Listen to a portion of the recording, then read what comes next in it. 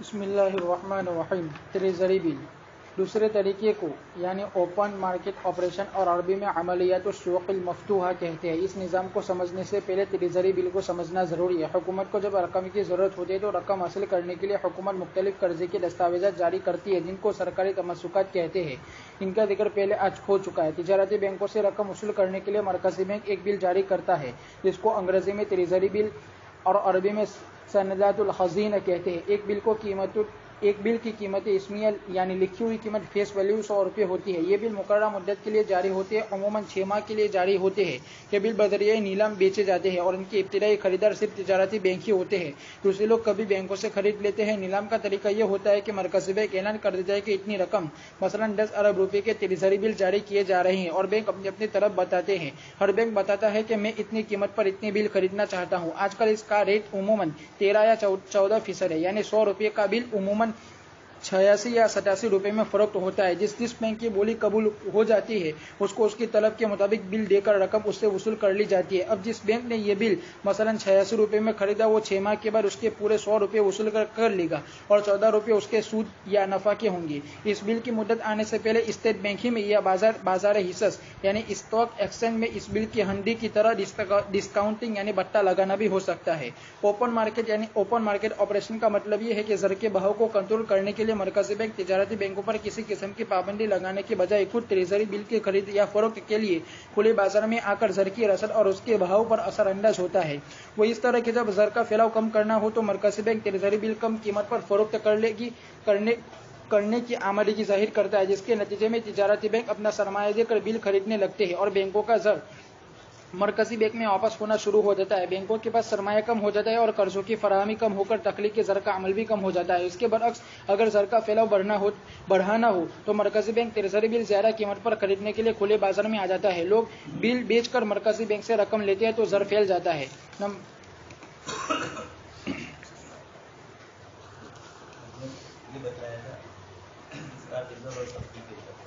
جب یہ ہو جاتا ہے تو حکومت کی ذمہ داری بنتی ہے ان دونوں کو کنٹرول کرنا.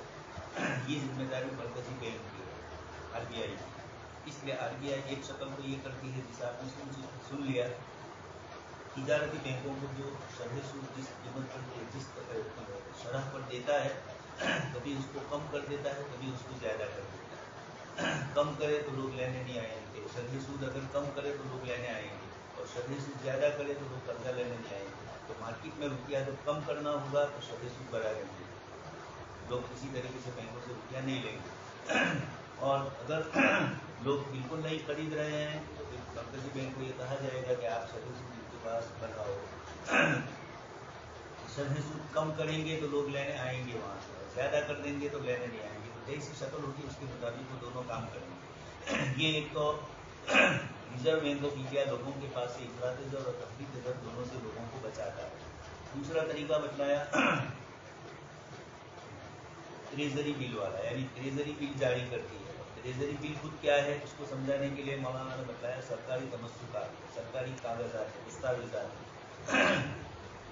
ہمارے یہاں بہت ساری اسکیمیں حکومت لاتی ہے, لوگ اس کو خریدتے ہیں. ایک تو شیئر مارکیٹنگ ہے کہ شیئر باقاعدہ تجارت ہوتی ہے, آپ اس کے شیئر خریدتے ہیں اور نفع نقصان کی یعنی مضاربت کی بنیاد کے اوپر یہ شیئر خریدے جا رہے ہیں.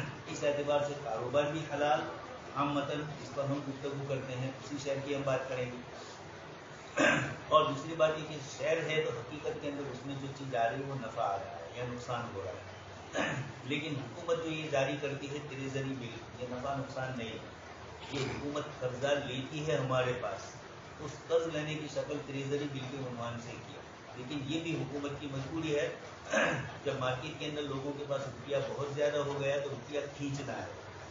تو کیسے کھینچے, تو حکومت کچھ کاغذات جیسے شیئر مارکیٹ کے شیئرز کے کاغذات ہوتے ہیں اس طریقے سے حکومت کے لکھے ہوئے کاغذات ہوں گے اور یہ کہیں گے کہ دیکھو اس کی قیمت تو 100 روپیہ ہے لیکن ہم دے رہے ہیں 85 روپئے میں, 15 روپئے کا فائدہ ہے. پھر جب بیچو گے تو انہیں 100 روپئے پھر ایک تو عوام کو کرے, یہ عوام کو نہیں کہتا, یہ سیدھے ٹریزری بل کسی دوسرے بینک سے کہتے ہیں کہ دیکھو ہمارے پاس یہ ہے, یہ جاری کرنا ہی پڑتا ہے اس لیے کہ مارکیٹ میں روپیہ زیادہ ہو گیا ہے. تو اب یہ کہیں گے کہ اس کو کس طریقے سے نافذ کرے, تو سیدھے रिजर्व बैंक ऑफ इंडिया आवाम को तो नहीं कह सकती इस तरह, इसलिए वो अपने मातहत जितनी बैंकें हैं उनको कहेंगे कि तुम लोगों को दावत दो कि देखो ये कागजात हमारे पास से खरीदो। दूसरी बात है कि आरबीआई का सबसे कनेक्शन नहीं होता और मकामी जो लोकल बैंकें होती है उनसे आवाम का रोजाना का ताल्लुक होता है, इसलिए इन बैंकों को ये कहेगी कि आप इन लोगों को ये हमारी तरफ से ट्रेजरी बिल, इसका नाम ट्रेजरी बिल रखा है तो एक किस्म का कागज, अब वो ट्रेजरी बिल खरीदेंगे 85 रुपये में, 6-7 महीने के बाद उसकी कीमत हो जाएगी 100 का, तो इनको फायदा हुआ 15 पैसे का, 1 रुपये पर, 100 रुपये पर 15 रुपये पर। अब इसको नफ़ा नहीं कह सकते, मौलाना ने मिसालन समझाया है कि नफ़ा तो ये बाकायदा कारोबार हो तो नफ़ा। ट्रेजरी बिल का एक कागज़ है आराज में से और उसके पीछे बे नहीं हो रही, इसलिए उसको किसी शक्ल के अंदर और मामला मुजारवा का नहीं हो रहा है, आप सिर्फ कागजात खरीदते। शेयर्स तो इसलिए जायज़ वहाँ भी ये होता है कि आप कंपनी के शेयर खरीदते हैं और थोड़ी बहुत कीमत बढ़ जाती है, वो कारोबार है। मुझे यहाँ फतवा और मसला भी नहीं बतलाना है, तो मौलाना खुद आगे सब बताएंगे, अभी तो इसकी सूरत समझाने के लिए। वैसे ट्रेजरी बोलते हैं जो लोग तनख्वाह देते हैं, तनख्वाह देने पर हुकूमत की तरफ से जो दूसरों की मामूल है उनको ट्रेजरी के सारे मसाइल उनके साथ वापस कराए। तो उस शहर में हमारे दोस्त थे, हमारे गाँव के रिटायर हुए काटे के साहब थे, अभी कोई और आया है ट्रेजरी में, तो ये ट्रेजरी यहाँ का तो पूरे शहर के जितने भी गवर्नमेंट के काम करने वाले हैं उन सबकी तनख्वाहें उनकी जिम्मे होती है, मास्टरों की, डॉक्टर के, सरकारी डॉक्टरों की और दूसरे जितने की, ये देने सबको नहीं जाते, अब तो सारा ऑनलाइन हो गया, लेकिन ये हिसाब इनको रखो, ये ट्रेजरी ऑफिस कही जाए, यहाँ इस किस्म की चीज़ें हुकूमत की होती है। तो हुकूमत का ये ट्रेजरी बिल का शोबा भी इन लोगों के मशवरे से तय होता है और इस तरीके से ट्रेजरी बिल भी जारी किए जाते हैं, लेकिन ये काम उनका नहीं है ट्रेजरी वालों का, ये ऊपर आरबीआई का है और वो सीधा ताल्लुक करती है बैंकों से और ये जारी करती है हुकूमत इस तरीके के बिल, या सीधे बैंक को तो इतना करना है, ये ट्रेजरी बिल जो है वो बैंक को लोगों को बतलाना है कि देखो अभी मार्केट में एक नई चीज़ आई है, आप 85 रुपये में ये कागज़ खरीदोगे तो आपको 2-4 महीने के बाद 100 रुपये मिल जाएंगे। अब जिनको इस पर यकीन हो और उमूमन कर देगी हुकूमत को देगी भी, ये महज इसलिए करना पड़ता है कि लोगों के पास से रुपया लेना है ताकि मार्केट में महंगाई ना आए, ये हुकूमत अपनी सहूलत के लिए, ये सारी वो चीज़ें हैं जो हमारे दौर जदीद की पैदावार है, करेंसी और नोट की बरकतें हैं, वरना पहले ज़माने में इस तरह की किसी चीज़ों की ज़रूरत नहीं होती थी, लेकिन अब जब इंटरनेशनल पूरी दुनिया में यही कारोबार है, इसलिए हर मुल्क इस परेशानी में मुब्तला होता है और उसके लिए ट्रेजरी बिल जारी करना, यानी मुख्तलिफ स्कीमें हैं हर मुल्क की अलग अलग, जहाँ जहाँ जैसे मसाइल पेश आए इसके मुताबिक हर मुल्क, लेकिन आपस में अब्बा चूँकि हमारे वही है यूरोप, इसलिए वहीं से सारी चीज़, इसलिए कि बच्चा स्कूल पढ़ेगा, बैंकिंग का निज़ाम वहीं से सीखेगा, ट्रेजरी वहीं से सीखेगा, बालिग हुआ और मुलाजमत करनी है तो मुलाजमत में भी उसको उन्हीं तरीक़ों के मुताबिक चलना है, तो पूरी की पूरी ज़िंदगी इनकी इस पर आ गई, इसलिए इनको ये चीज़ें सिखलाई जाती है और ज़र के मसले में यानी दुनिया भर में सब एक ही है, थोड़े कुछ फ़र्क हर मुल्क अपने एतबार से करता है, तो अब ये इसको चूँकि इंटरनेशनल ट्रेजरी बिल ही के एतबार से पहचाना जाता है, इसलिए हिंदुस्तान में भी ट्रेजरी इसलिए बताया है ओपन मार्केट।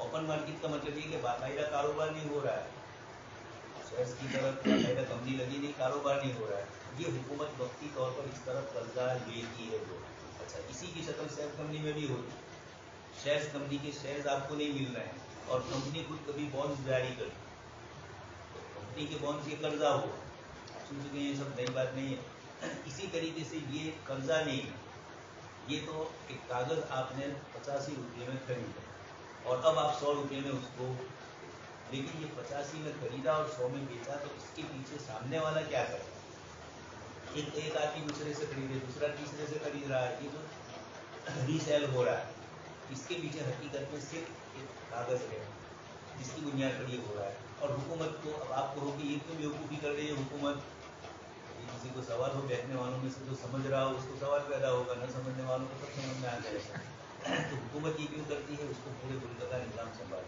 अब आप कहोगे अमला नहीं माना 100 की 85, तो 100 की 85 रुपये वो आपके पास से 15 रुपये आपको ज़्यादा दे रही है, यहाँ ये तो उसको कारोबार में लगाए, एक तो उसका नफ़ा हो, दूसरी बात यह है कि असल मुल्क की हिफाजत करनी है, महंगाई ज़्यादा हो गई तो इसका असर खुद तिजारत पर ही पड़ेगा और मुल्क को अमूमी तौर पर नुकसान होगा, उन बैंकों को तो हुकूमत कहेगी कि तुम्हें उनको सहूलतें देंगे। रिजर्व बैंक ऑफ इंडिया के पास बहुत सारे चटकबारियाँ हैं रास्ते इन बैंकों को राजी करने के। उनमें से कोई ना कोई जिस बैंक के साथ जो शूटिंग हुआ उनका सेट हुआ इसके मुताबिक वो कर देंगे, जैसी सेटिंग हुई इस तरह। इसलिए उनको ये फायदा हो गया बैंकों को कि उनको कुछ मिल गए। अब ये लोगों को ये फायदा हुआ कि 85 के 100 रुपये मिल रहे हैं, और मार्केट के अंदर से जब रुपया कम होगा नहीं, सभी जाएंगे किसको खरीदने के लिए, ट्रेजरी पास हो रही तो अब लोग खरीदने जाएंगे, तो इसके नतीजे में कुछ तो कुछ रुपया कम होगा। लेकिन अब ये रुपया कम तो हुआ, अब मार्केट में कोई खरीदने नहीं जा रहा है, तो वो पैसे जो 85 पड़े हुए हैं उसको 100 कर दिए, तो लोग खरीदने जाएंगे कि भैया नफा दो। तो इन दोनों चीज़ों को संभालना है, इफरात ज़र को भी बचाना है, तफरीक ज़र को भी बचाना है। तो हुकूमत को मजबूरन इस तरह के इक़दाम करने पड़ते हैं। इनमें इनका मजमूई तौर पर कोई नुकसान नहीं है, मजमूई तौर पर फायदा है। आप कितना समझे कि 15 रुपये ज़्यादा लिए तो ये ज़्यादा नहीं दिए आपको, हुकूमत को वसूल करते हुए आता ही है पूरे मुल्क से। नंबर 3, मरकजी बैंक रिजर्व की शरह कमियां से ऑपरेशन के यही मतलब ज़र के बहाव को कंट्रोल करने के लिए मरकजी बैंक तिजारती बैंकों पर पाबंदी नहीं लगाएगी कि ऐसा करो नहीं वैसा करो, ना बैंकें कहेंगी अमानत करो।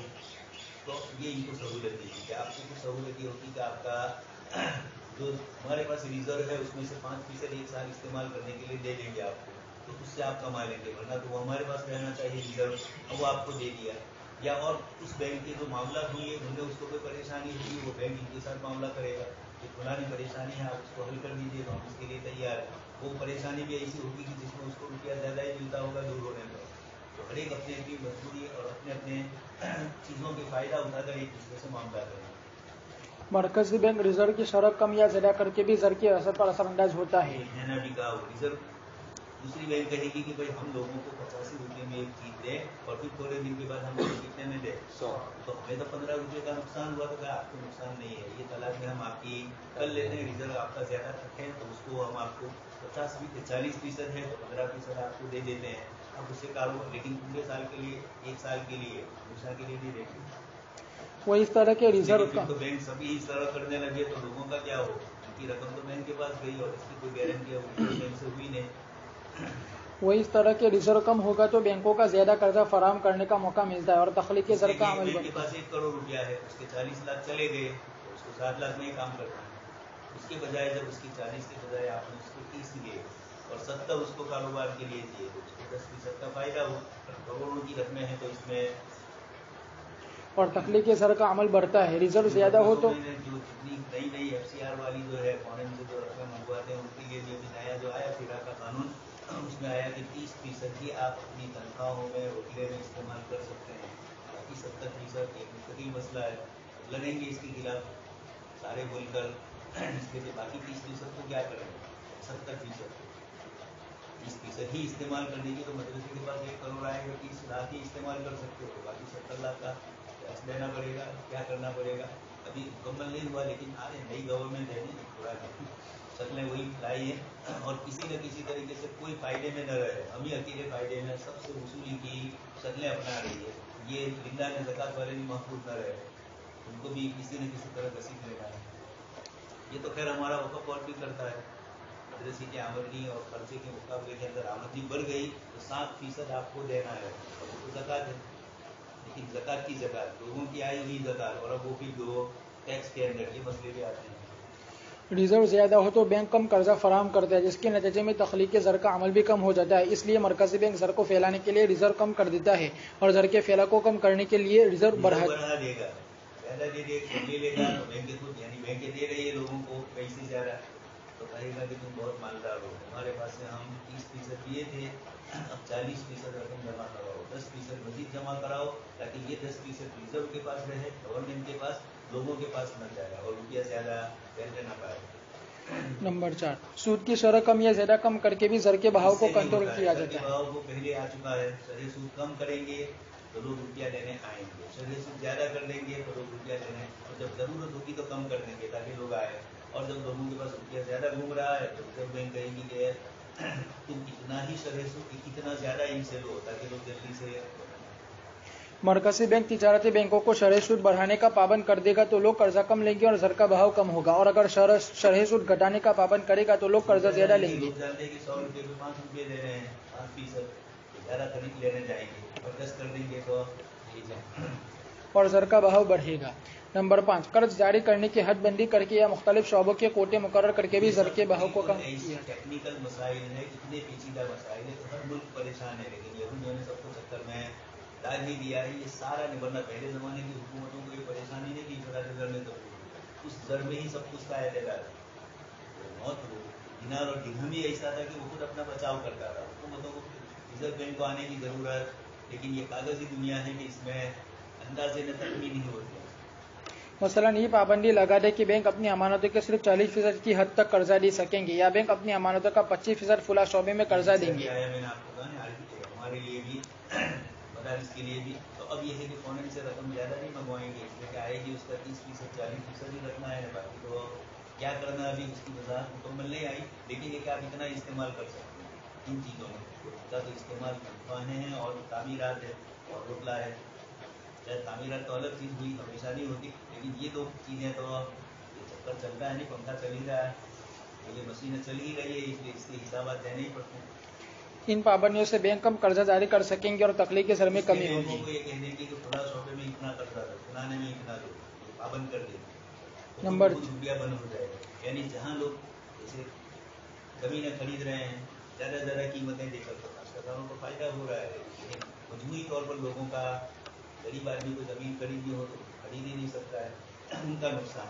तो दोनों को बैलेंस करने के लिए इस तरह जब पैसे का बहाव गरीब की तरफ जाएगा तो हुकूमत कुछ कानून लाएगी, या रिजर्व बैंक इस तरीके से उन बैंकों को कहेगा इतने रुपये आप दे रहे हो लोगों को और वो जमीनें खरीद रहे हैं, जमीनों की कीमत बढ़ रही है, तो इसके नतीजे में हमारे मुल्क के लिए महंगाई हो गई है, महंगी चीज़, तो इसका फायदा नहीं हुआ, नुकसान हुआ, तो उनको कह देंगे कि आप जो दे रहे हैं उनमें से 10% कम दो, इतना ही दो, इस तरीके की उसूल होता है।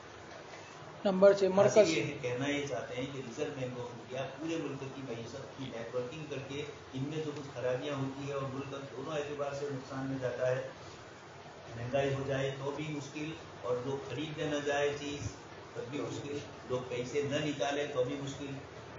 नंबर 6, मरकजी बैंक नोट छाप कर भी जर के बहाव पर असरअंदाज हो सकता है। नोटें ज़्यादा छापना है, लेकिन हर वक्त ये पसंदीदा अमल नहीं है।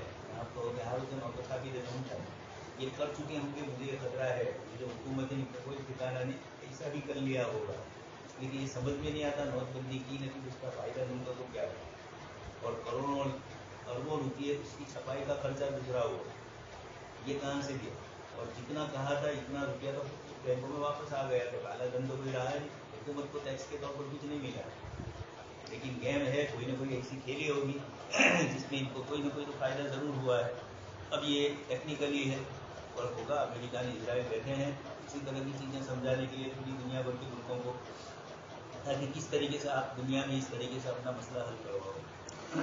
मरकजी बैंक के वसाइफ में ज़्यादा कभी छापना पड़ती है मजबूरी के करके, वरना आम उसूल ये है कि मुल्क में जितना सोना है उसके कितने फीसद छापने का हर मुल्क का अलग अलग कानून, मुल्क के पास कितनी चीज़ें हैं, इसलिए कि नोटें ज़्यादा छप गई और सामने चीज़ें नहीं है तो क्या होगा, वही अभी जो मैंने कहा महंगाई होगी नहीं, फिर इसके लिए जो चीज़ 10 रुपये की थी वो 15 की करनी पड़ेगी, तो इतने नोटें छापती है तो मार्केट में घूम रही है, तुम्हारे पास तो वही आएगी जो हमारी हलाल कमाई की होगी, लेकिन मार्केट में जब ये नोटें ज़्यादा जाएगी तो इसके नतीजे के अंदर मजमूई तौर पर मुल्क पर असर है।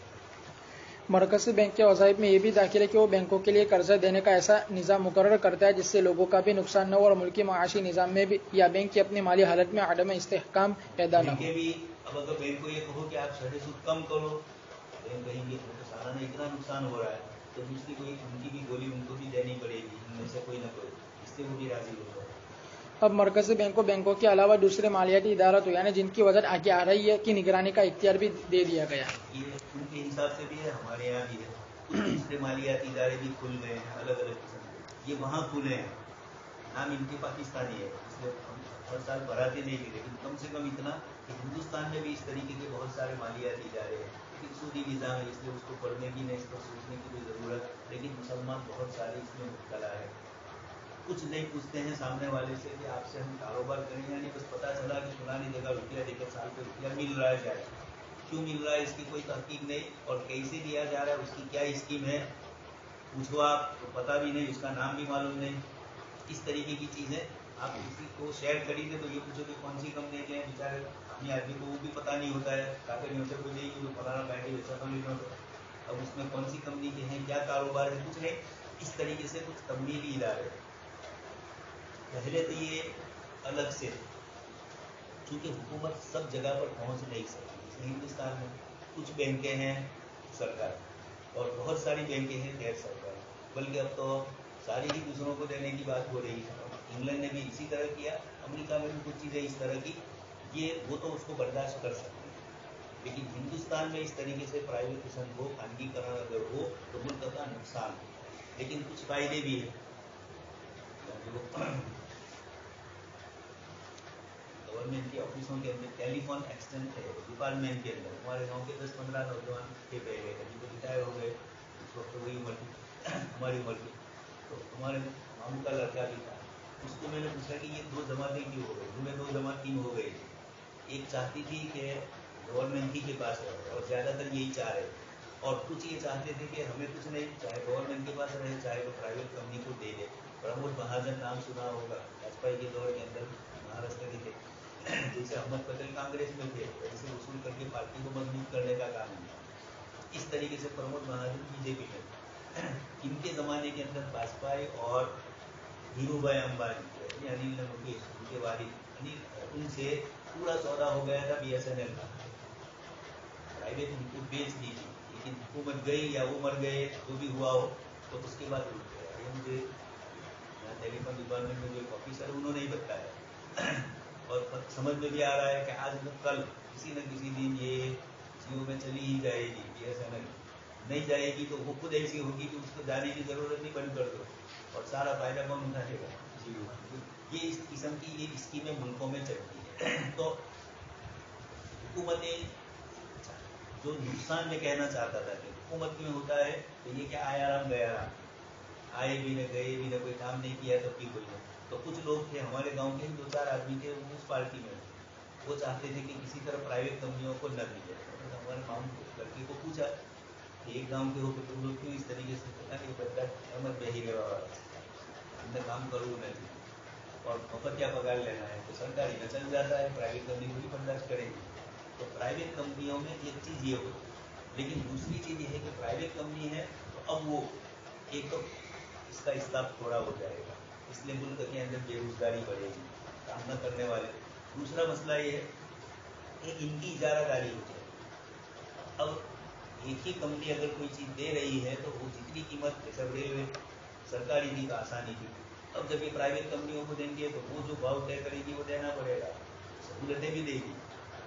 ऐसा है कि हुकूमत के मुकाबले में वहाँ सहूलत मिलती है, लेकिन दूसरी तरफ वो उसकी कीमत ऐसी करेगी कि लोगों को परेशानी। तो ये दोनों चीज़ें, लेकिन हुकूमत कभी खुद पहुँच नहीं सकती, तो ये दूसरे मालियाती इदारों को भी कहती है कि आप भी अपनी रकम, अब मालियाती इदारे तो बचा तो कोई करेगा नहीं लोगों को पैसे, तो अब उन मालियाती इदारों को हुकूमत की तरफ से परमिशन मिलती है, इजाज़तें मिलती है, कुछ इस तरह की सहूलत मिलती है कि उनका भी काम हो जाता है और जो लोग उनमें रकमें अपनी जमा करवाते हैं उनका भी काम। इस तरह की कुछ मालियाती इदारे अलग अलग शक्लें हैं, खाली नफ्स से शक्ल समझनी है, नाम का कोई एतबार नहीं, क्योंकि वहाँ भी है, हिंदुस्तान में दूसरे नाम से अलग अलग है और हिंदुस्तान में भी आज कहीं न कल दूसरे आ गए, इसलिए नाम असल नहीं है, सिस्टम जो चल रहा है मार्केट के अंदर उसको बदलाना है। दीगर मालियाती इदारे अल-मुअस्ससातुल मालिया गैर अल-मसरफिया, non banking financial institutions NBFI, कुछ इदारे नॉन बैंकिंग पहले से ही कहना है कि बैंकिंग नहीं है, कुछ फाइनेंशियल है, कारोबार है।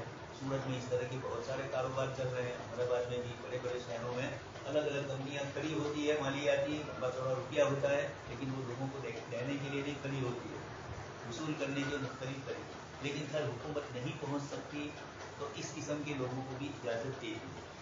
कुछ इदारे इतनी बात में तो बैंक की तरह होते हैं कि लोगों से रकमें जमा करके उनके जरिए तमवील करते हैं, मगर बैंक के दूसरे वज़ाइफ अंजाम नहीं देती। मसलन उनमें बैंक की तरह करंट अकाउंट या सेविंग अकाउंट नहीं होते, सिर्फ फिक्स डिपॉजिट होता है।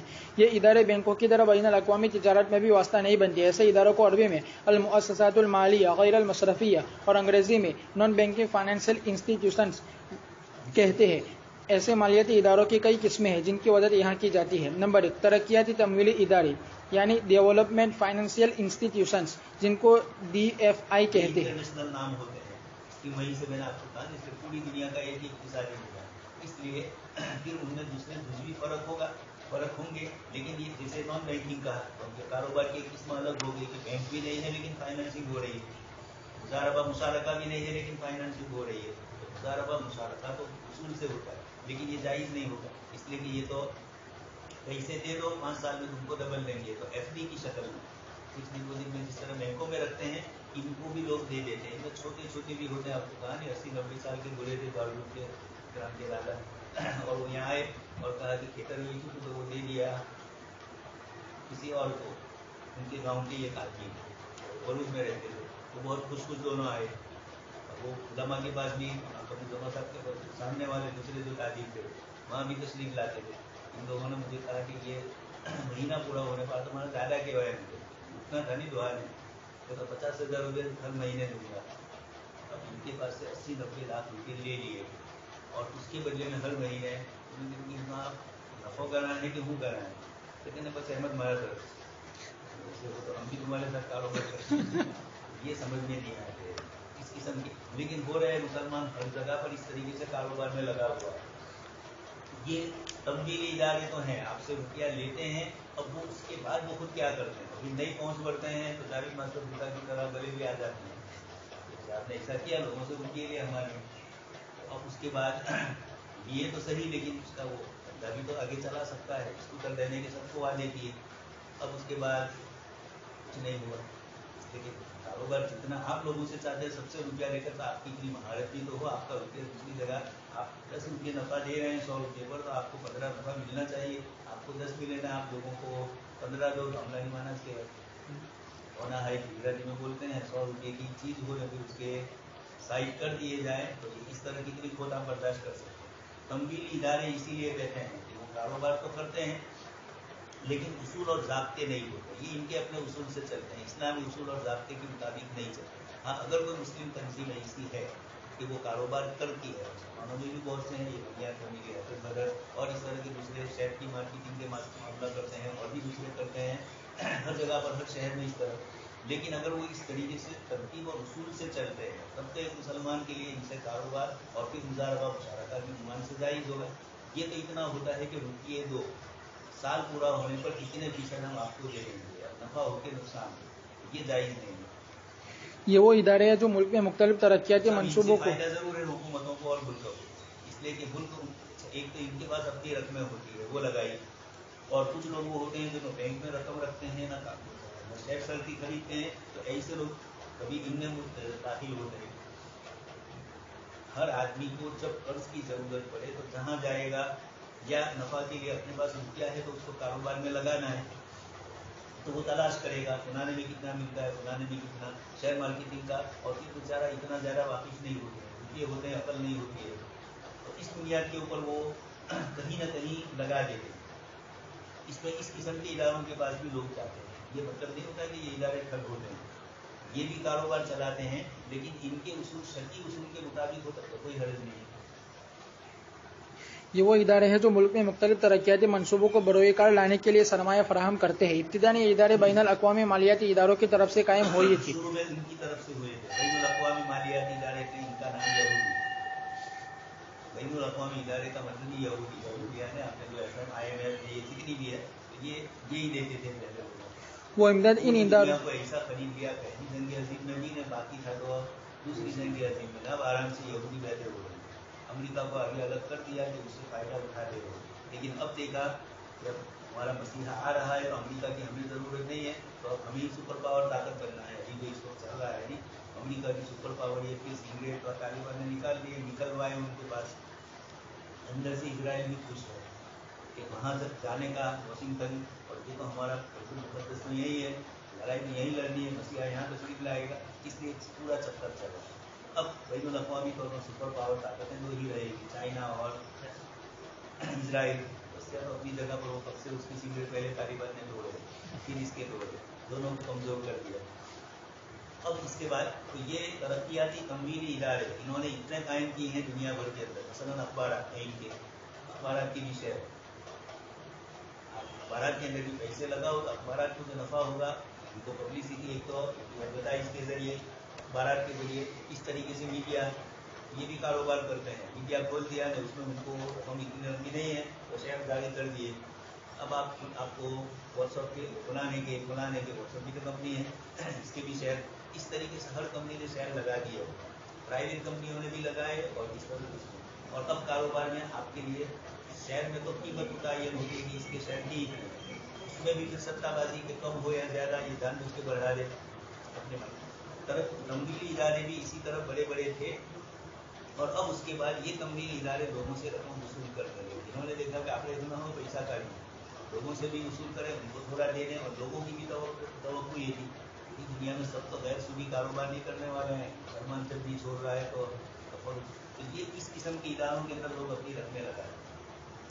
वो इमदाद उन इदारों में बेचते थे। उस हिसाब से मसला पूछेंगे कि फलानी कंपनी इस तरह कारोबार कर रही है तो क्या मैं इनके साथ शरीक हो सकता हूँ, तो उसके साथ ये तमवीली इदारे समझे हों तो ये इस तरह की चीज़ें करें। और ये इदारे तरक्याती मंसूबों में तमवील करते थे। पैसे अमूमन बड़ी बड़ी चीज़ों में तरक्याती मंसूबे, हिंदुस्तान में तरक्की का मतलब यही है कि हॉस्पिटलें हैं, सड़कें हैं, इन चीज़ों में ही, और तो तरक्की कहीं हो नहीं रही दूसरी चीज़ों में। कोई कंपनी है हथियार बनाने वाली, इनके मुल्कों में पूरी दुनिया में हथियार के लड़ाइयाँ क्यों बाकी रखते हैं। गुजराती में बात पढ़ा था नहीं, हिंदी में भी पढ़ा होगा तो, हिंदियों की लड़ाई मंदिर मार, इधर से भी रोकला खाया नहीं, इधर से आपको रोकना है, बस यही इस तरीके से होता है। तो ये बड़ी बड़ी कंपनियां लड़ाई करवा कर, किसी न तरह कोई चीज़ करवा कर अपने जंगी हथियार, उनकी दुनिया में इस वक्त सबसे बड़ा कारोबार हथियारों का है। इसमें सबसे ज़्यादा खरीदने वाले सऊदी अरबिया और इंडिया भी है, जिनकी बजट कम, सऊदी का तो ज़्यादा है, हमारा बजट कम और एक बहुत बड़ी रकम इसके पीछे चली जाती है। मुल्कों को रोकला नहीं मिलता है, हर मुल्कों में, तरक्की पसीद मुल्कों में हर जगह पर ये हाल है। ये जानबूझ के ऐसा करवाते हैं ताकि ये लड़ते रहें और कभी आगे, अमेरिका नहीं चाहता कि इंडिया आगे बढ़े। ये दुनिया में ये सब है कि तो हमारे सभी मासीले नहीं लगते हैं, कि जब सभी मासी वाले नहीं बनते हैं तो अब ये कहाँ से होंगे। इसलिए कोई किसी का नुकसान ना ले, बात को छोड़ के चले गए, लटकते रहे, डूबते रहे, मरते रहे, तो कोई फिक्र नहीं, हर चीज़ के अंदर ये करते हैं। तो तमवीली इदारे इन्होंने इस तरीके से कायम किए कि वहाँ भी कारोबार होता है। स्टेट बैंक भी बात मकासद के लिए उनको सरमाया देता है। नॉन बैंकिंग, लेकिन बैंकिंग का आया फिर भी ज़्यादा में है जी, मुकाफा जालिम कहते हैं मासूक को, इसलिए तो वो जालिम ही बनता है। तो इब्तिदान ये इदारे बैनुल अक़वामी इदारे तरक्याती मंसूबों में, स्टेट बैंक के मकासद में भी बात मकासद के लिए इनको सरमाया देता है, रिजर्व बैंक भी देता है, उससे मांगते हैं।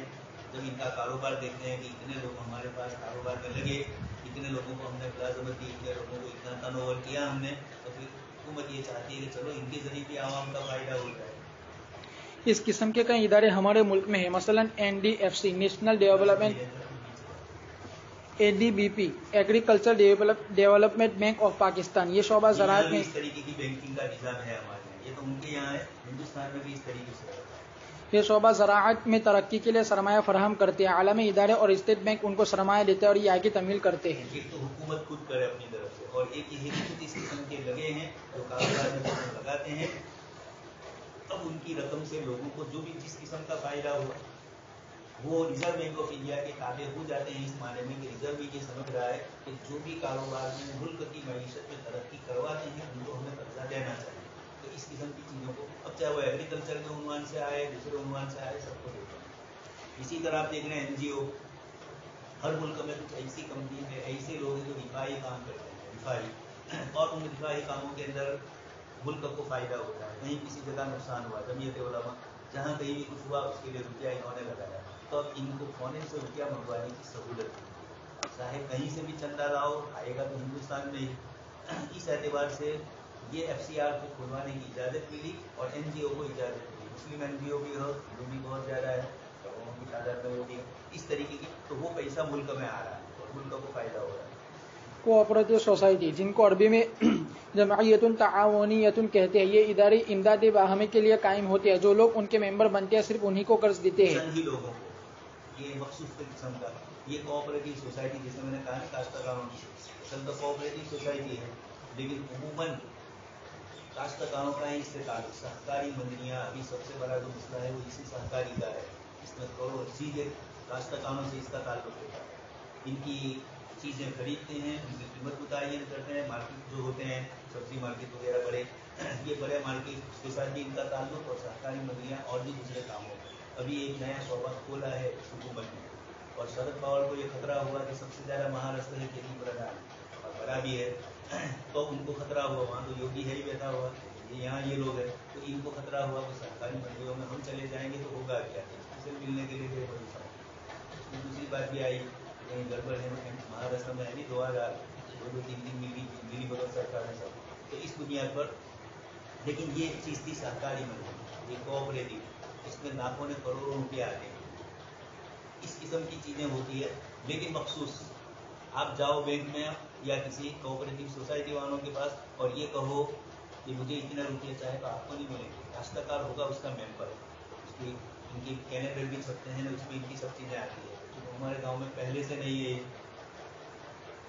मीन कम है और आबादी ज़्यादा है गांव की, इसलिए पहले से कमाने के लिए, रोजगार वगैरह के लिए चले गए। तो खेती पर इतनी तवज्जो देने की ज़रूरत ही नहीं, तो मुलाज़म होते ही लोगों ने शुरू जो है वो तो है, जिनकी कुछ नहीं है, कुछ पढ़े लिखे नहीं है, तो वो खेत में जाएंगे, उसमें खेती चली नहीं गई भाई, खेत वाले चले गए, बेच दिया, जो कुछ भी किया। लेकिन ये है कि कोऑपरेटिव सोसाइटी का हमारे गांव में कभी कोई तस्वुर हुआ नहीं, अभी भी शायद नहीं होगा, मौलाना जाने पहले से इस तरह की नहीं, इसलिए वहाँ हम कम। लेकिन करीब के दूसरे छोटे छोटे गाँव पर, ये नेपाल के पादरिया, दूसरे बिहार कपड़ों के भी, इन सब जगह पर ये बहुत मजबूत चल रहा है। पूरे गुजरात के अंदर, पूरे हिंदुस्तान में अलग अलग नामों से ये कोऑपरेटिव सोसाइटियाँ भी चलती हैं, कोऑपरेटिव बैंक चलती है। ये मैं गुफ्तगू करता था कोऑपरेटिव सोसाइटी बैंक की, नॉन बैंकिंग, गवर्नमेंट के साथ नहीं, लेकिन ये फिर भी देती है ध्यान, और उसके बदले में फिर इनके पास से सूद के साथ वसूल करते हैं। लीजिंग कंपनी, ये कंपनी लाल साहब थे, जिन्होंने बच्चों का माफ कर दिया, कोई नाम सुना होगा नहीं, के जमाने में उनका नायब वड़ा प्रधान देवीलाल योगी का पोता बैठा है बजट के साथ। तो ये उस वक्त ये था, उन्होंने कहा कि सारे काश्तकारों का खुद खेती प्रधान थे, तो उन्होंने कहा कि सबका माफ कर दो। अभी भी आई बात, तो सबका तो माफ करने में कोई मुश्किल, इतना लंबा था, रिजर्व बैंक ऑफ इंडिया खुद मना करेगी, RBI, तो इतना बड़ा काश्तकारों का कर्जा माफ करेंगे तो ये इंडिया कहाँ से आएगा? ये तो ले चुके हैं। इसीलिए आप देखते हैं बहुत से लोग लोन लेते हैं, ट्रैक्टर भी ले लेते हैं, फिर मशीन भी, फला मशीन भी खेती बाड़ी का, और फिर उसके बाद पैसे जमा नहीं करवाते हैं। ये मुसलमान के लिए तो पहले उसको लेना ही जायज़ नहीं, इसलिए सूदी है मामला। लीजिंग कंपनी, ये कंपनियां इजारे के तरीके पर सरमाया फराहम करती है। लीजिंग कंपनी, ये कंपनियां इजारे के तरीके पर सरमाया फराहम करती है, जिसकी तफसील इंशाअल्लाह अगले बाब में आएगी। पहले लीजिंग कंपनी है, लेकिन ये सीधे इजारे के तरीके पर सरमाया फराहम। मसलन आप होता है, आप देख रहे हैं ट्रैक्टर के लिए आप गए बैंक में, पैसे चाहिए, वो कहेंगे नहीं आपको पैसे नहीं देते, हम खुद आपको क्या देंगे, ट्रैक्टर, इसकी कीमत इतनी है, नकद आप किसी इसके पास से खरीदेंगे, कंपनी वाले के पास से, तो मिसाल के तौर पर 5 लाख है, और अगर हमारे पास से लेंगे तो इस तबार आपको रकम अदा करेंगे। लेकिन इतनी मुद्दत तक ये चीज़ आपके पास बतौर इजारे के रहेगी। ट्रैक्टर तो आपके 6 लाख का हफ्ता तय हो गया, लेकिन ये पूरी की पूरी आपके लिए क्या होगी। अच्छा, इसी तरह कोई कंपनी है, शेयर्स कंपनी है, उसको किसी मशीन की ज़रूरत पड़ी, तो अरबों का आता है एक मशीन, बड़ी बड़ी जैसी कंपनियाँ, तो अब 1 करोड़ रुपये वो सीधे किसमें लगा दे, उस मशीन के खरीद लेने। इसके बजाय वो कंपनी ये चाहेगी कि वो ऐसा न करें, हम किसी के पास से किराए पर लें। अब किराए पर देने वाली कंपनियां भी इतनी बेवकूफ़ होगी कि किराए पर देती रहे। वो कहेगी कि किराए पर तो देते हैं, लेकिन 10 साल तक का इतना किराया, और वो इतना ही किराया होता है जो पूरी कीमत उसकी बन जाती है, मास सूद अकेली भी नहीं, इस तरीके से वो देते हैं। बोलते हैं इसको लीजिंग और किराए वाला इजारा, लेकिन हकीकत में वो इजारा। लेकिन कुछ इजारे भी होते हैं, ये आपको ज़रूरत पड़ी, जैसे मकान, कोई कंपनी किसी जगह पर कोई कारोबार कर रही है, तो एकदम से थोड़ा उस जगह पर वो सारी ज़मीनें खरीद लेगी, किराए पर ही रहेगी। जब धंधा चलेगा अच्छी तरीके से तो फिर वो चीज़ खरीदेगी। सीधे तो एकदम कर ले तो सारा रुपया उसमें चला जाए, तो कारोबार क्या करेंगे। तो इस तरीके से भी कंपनियों को ज़रूरत पड़ती है इजारे। पहले लीजिंग कंपनी को आवाम से सरमाया लेने की इजाज़त नहीं थी, सिर्फ NDLC यानी नेशनल डेवलपमेंट लीजिंग कंपनी को इजाज़त थी। अब तमाम लीजिंग कंपनियों को आवाम से सरमाया लेने की इजाज़त दे दी गई है, इस शर्त के साथ कि 1 महीने से ज़्यादा के इन्वेस्टमेंट सर्टिफिकेट जारी किए जाए। 1 महीने के लिए तो इजारे पर रखे, 1 महीने के बाद पैसे वापस लेंगे, इजारे को वो कंपनी इजारा कर रही है, मशीनें किसी को किराए पर दे रही है, उसके तो सारे पैसे इस तरीके से रुके हुए हैं, और आप महीने के बाद आओ जैसे शेयर कंपनी में, तो इस तरीके से नहीं होगा। और होगा तो आपको खोज जाएगी, आपके पैसे लेने जाएंगे तो नफा कुछ भी नहीं मिलेगा, और मिलेगा भी कब? कंपनी की कार्रवाइयाँ होती है, हिंदुस्तान है, एकदम से जल्दी कोई पैसे वापस मिलते नहीं।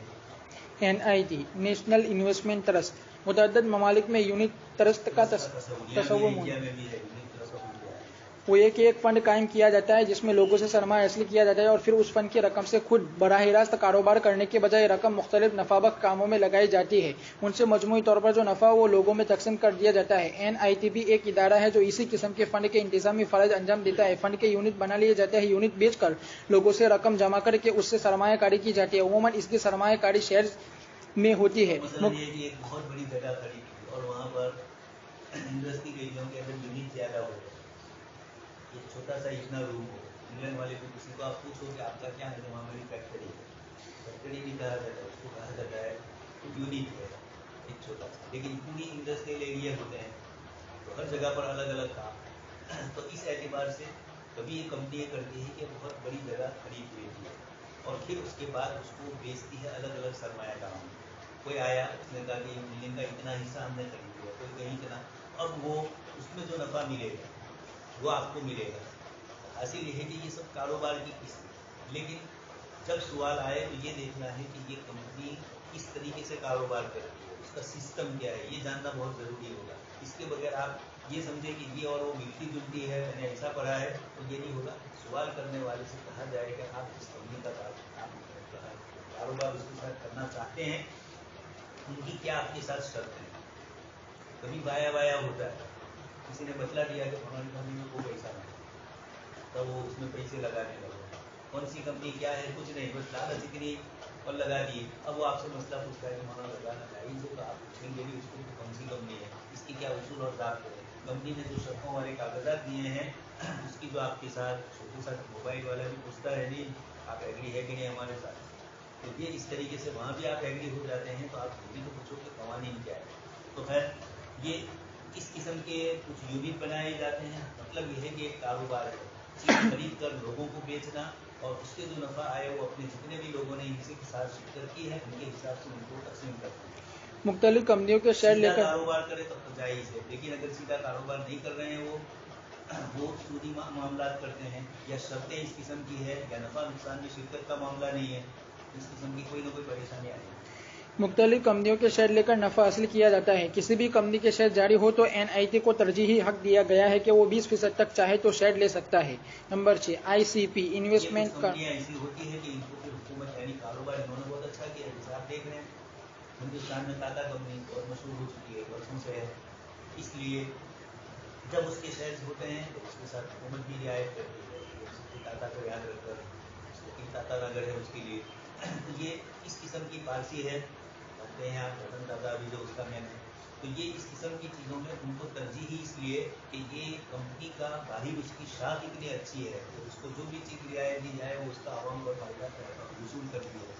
इन्वेस्टमेंट कॉरपोरेशन ऑफ पाकिस्तान ये इदारा कई काम करता है। एक ये कि NIT की तरह एक फंड जारी करता है जिसको ICP म्यूचुअल फंड कहते हैं। लोग इस फंड में रकम लगाते हैं। NIT की तरह इस रकम से सरमायाकारी करके नफा तकसीम किया जाता है। NIT और ICP के फंड में फर्क ये होता है कि NIT का यूनिट खरीद कर जब चाहे NIT को ही दोबारा बेचा जा सकता है, मगर ICP के शेयर लेकर ICP को दोबारा नहीं बेचे जा सकते। अलबत्ता कंपनी के शेयर की तरह किसी और को फरोख्त किया जा सकता है। कंपनियों का फर्क है, अपने अपने मफादात या अपने अपने मकासद की पेश नज़र कुछ फर्क रखते हैं, ये इनके जुज़वी एक मसला है। असल चीज़ ये है कि वो कारोबार करते हैं, नाम कभी इंग्लिश में रखते हैं या कभी नाम एक होता है और अमल वो नहीं होता। म्यूचुअल फंड के सिलसिले में रात दिन रोजाना लोग नई नई बातें पूछते हैं, जब उसका जवाब देने की बात आती है तो साइड का सवाल जैसे जैसे जिसको किया जाए, कुछ लोगों ने हमें जायज़ कहा, शक्ल जो बन जाए इससे, लेकिन कभी एक साहब पूरी गोदरा ही के हैं और साहब नहीं, इनके छोटे भाई ये सोलर पावर का कारोबार करती है। तो उन्होंने बतलाया कि वो कंपनी हमारे साथ कुछ न कुछ, जब आपको नफ़ा मिल रहा है तो यकीनन कंपनी को भी तो कोई नफ़ा मिल रहा होगा, और कंपनी कहाँ से वसूल करती है? मार्केट में आप चीज़ खरीदने गए और आपको सस्ते दाम से मिल रही है, उधार भी मिल रही है। इस तरह की बहुत सारी स्कीमें चल रही है। ये म्यूचुअल फंड वाला इसी तरह का है। सबसे आसान तरीका ये है। कुछ उलमा ने गुंजाइश की है, हो सकता है उनकी नज़र हमसे ज़्यादा हो और उन्होंने पूरी तहकीकात की हो, इसलिए जब तक इसके सिलसिले की तहकीक न हो, कोई पूछा, लेकिन इतनी कसरत से हो रहा है वो कि हर जगह पर ये मसला चला आया है। और उन्नास कसरत से मसले पूछ रहे हैं, खास करके जो कारोबारी दुनिया में लगे हैं। एक साहब पहले आए यहाँ बरूची से, उन्होंने खुद पढ़े लिखे हैं और वो खुद कारोबार कर रहे हैं, यहाँ भी बड़े मालदार है, और इन्हीं चीज़ों में इन्होंने रुपया लगाया। नौजवान बच्चा है, तो उसको मैंने कहा कि तुम इसकी तहकीक करके लाओ। उन्होंने कुछ तहकीकी में उलमा के नाम भी ले आए हैं जो इस कारोबार के सिलसिले की दवा की गुंजाइश हो, और उन्होंने बातचीत भी की। इस्लामिक अकेडमी से भी वजह उनका ताल्लुक है, लेकिन हकीकत में ये है जुनूबी हिंदुस्तान में, वहाँ ये चलता है। ये डॉक्टर साहब के भाई जब आए, वो भी पढ़े लिखे हैं, उनको मैंने कहा कि ज़रा आप उसकी तहकीक करो अंदर जाकर। उन्होंने की, तो उन्होंने कुछ शक्लें ऐसी बतलाई मुझे कि उनको खुद भी इत्मीनान नहीं है और हमें भी इत्मीनान नहीं है। तो जब तक इस सिलसिले के अंदर पक्की यकीन न हो, वहाँ तक कारोबार के लिए वो रीबा और रईबा, सबको भी छोड़ो, रिबा को भी छोड़ो, इस दुनिया पर गुंजाइश नहीं है। आईसीपी का दूसरा काम ये कि जो लोग बैरून मुल्क में रहते हैं वो आईसीपी में अपनी रकम का अकाउंट खोलते हैं। एक वो अकाउंट जिसमें आईसीपी को इख्तियार होता है कि जो शेयर चाहे खरीद कर सरमायाकारी करे। दूसरा वो अकाउंट जिसमें आईसीपी को इख्तियार नहीं होता, बल्कि जिसके अकाउंट है वो खुद बताता है कि फुला कंपनी की शेयर ली जाए। आपके पैसे वो लेते हैं, आप अपना इंटरेस्ट बतलाओ कि मुझे फलानी कंपनी में करना, तो वो कारोबार तो कर ही रहा है। अब वो आपको मशवरा देगा कि भाई आप इसमें करेंगे तो नुकसान है या नफा है। लेकिन आप खुद भी पढ़े लिखे हैं, इस्लाम के माहिर हैं, आप ये कहोगे नहीं मेरी रकम फलानी ही कंपनी में और फलानी जगह पर, तो फिर वो इसी तरह लगाएगा, तो नफा नुकसान का कानून क्या आपका उसके हिसाब से होगा। इस कंपनी का ये आदमी आपके साथ है, लेकिन अगर वो फिर भी आपको नफा दे रहा है, वहाँ नुकसान होगा, या वहाँ ज़्यादा नफा है और आपको कम नफा दे रहा है, तो फिर ये पेचीदगी आएगी आपस में। इसलिए मसले इसमें भी परेशान होगा। आईसीपी का तीसरा काम यह है कि किसी को ज्यादा कर्जे की जरूरत हो, ये है कि मुसलमान ये कहेगा कि मतलब किसके साथ कारोबार करें और किस किस्म का करें। मुसलमानों ने भी सुलह किया है, बहुत सारे रात आपस में इस तरह के मसाइल आते हैं। खुद बरकत बैंक आया और कहाँ भी बरकत आ गई, उड़ ही गया। और अभी भी वो इस्लामी फिका अकेडमी के साथ जुड़े हुए हैं, बरकत के साथ बम्बई में ही रहता है। नाला सोपारा में बहुत सारी चीज़ें ली। क्या हुआ, बरूद में भी इन्होंने बैंक खोला था, बहुत बैंक भी गया। एक कर्ज देने वाला जो बरूद में था वो भी चला गया, वो भी लोगों को ले उड़ा। जमीयत का जो है देवबंद शहर में भी मुस्लिम फंड इस तरह बरूद में भी था और जमीयत ने ही कायम किया था, लेकिन वहाँ के लोग जो थक गए साइड पे दूसरे आ गए और रुपये खा के मस्जिदों के भी नहीं, इसके भी आज से 5-6 साल पहले सब कुछ हो चुका। इसलिए अब वो इस किस्म की गैर मुस्लिम कारोबारी चीज़ों के अंदर चले जाए। दूसरा है कि अल्लाह का खौफ भी कम, कहीं ना कहीं इस किस्म की चीज़ें पूछ लेते हैं और जो इनकी समझ में आए वो करते हैं। तो या तो अनजाने में मसाइल शरिया से वाकिफ न होकर इस किस्म की स्कीमों में शरीक होते हैं, या चूँकि वो स्कीम मुसलमानों की नहीं है, गैरों की है, और वो इसमें हलाल हराम का इनको कोई लिहाज नहीं होता है। लेकिन अगर मुनज़्ज़म होकर मुसलमान इस किस्म की कुछ कंपनियों से रब्ता करे, इलेक्ट्रॉनिक काउंसिल बेबीलाई तो जानते हैं, देखती कि मानसरी मेहनत को काउंसिल में रख को तोड़ने के लिए तो क्या होगा, बोल सकेंगे एक हिस्सा तो मिली उसने, ये मुसलमानों का हाल है। इसलिए कहा जाता है मेहनतों की पंसरी। तो अब इसलिए कारोबारी दुनिया में कोई एक मुनज़्ज़म उसूल नहीं है जिसको जो आया जिस तरीके से आया, इसलिए कोई इक्तिसादी निज़ाम में मुसलमान आगे नहीं आए, और आए तो फिर शरीय एतबार से कारोबार ये भी ज़रूरी नहीं है। किसी को भी मालदार को देखो तो आप समझो तो गैर शरीय उसूल पे ही चलता होगा।